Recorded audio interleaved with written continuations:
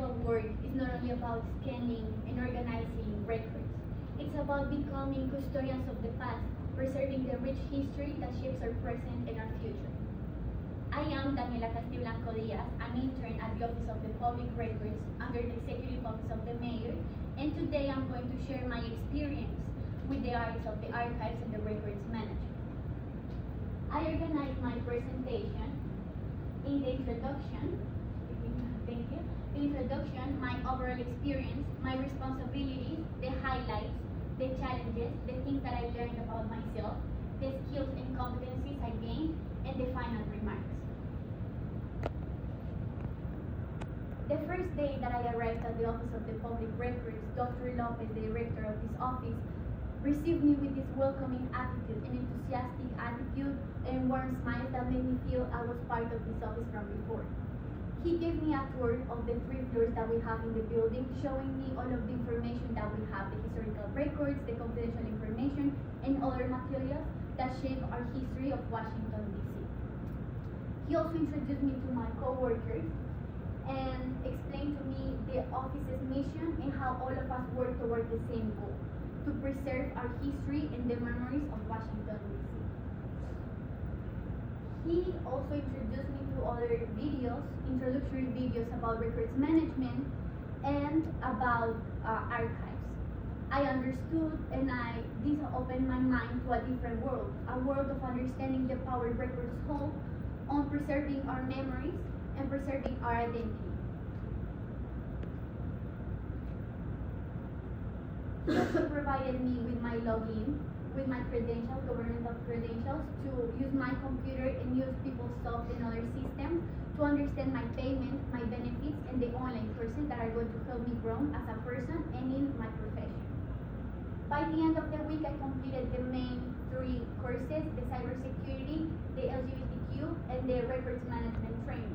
That helped me become more familiar with the terminology we use in this field and understand if the records are temporary or permanent. My responsibilities were diverse. These were divided into the archives and into the records management. Into the archives, I organized and scanned more than 9,000 death certificates. I digitized more than 420 birth certificates highlighting the nationality, the gender, and the race. And regarding the records management, I organized and scanned more than 2,000 SA-135 forms. These forms are really important and essential for the records transfer, to understand how the records are going to work, if they are going to be disposed or not, where they have to go, if they have to be in Washington or if they have to be transferred to other cities. And this is going to be important for the future and for the department as well as for our Office of the Public Records. I scanned this SF-135 from 2010 to the present year. I also created different presentations, forms, and surveys that enhance the department's procedures. This is in order to make them understand how important it is to preserve these records. And I also visited some departments to ensure the compliance between the records and the record schedule. Now the highlights. The highlights are correlated to my visit to these departments. We went to the Department of Community and Housing. We also went to DCHF, that is the Healthcare and Finance, and DC Public Schools. This was really important for me because I could apply all of the information and technical skills that I learned in the trainings, in the courses, and also in scanning these SF-135 forms in the present world, in the real world. I could help them understand the importance of organizing the boxes in the correct order, their forms, and all of the records. And I understood the importance of accuracy and detail, and like attention to detail. And the other highlight was that I had to sign with my initials one of the SF-135 forms to ensure that I was responsible for this record. In case in the future someone comes to the office and wants to know what happened to the record, they will know that I was the one who took charge of this. We also faced some challenges.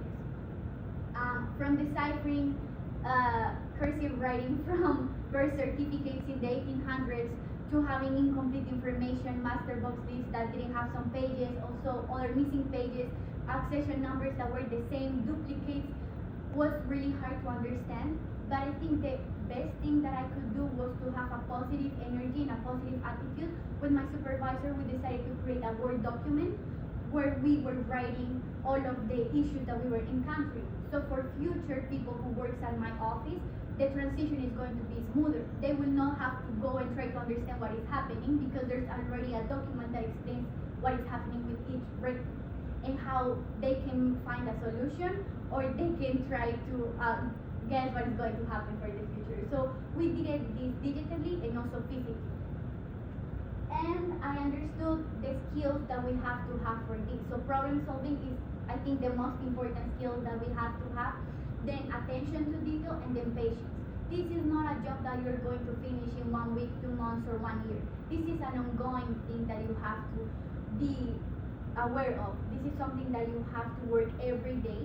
And I think it makes sense when you understand it's about history. It's about the people that we are and the people that is going to be part of this community.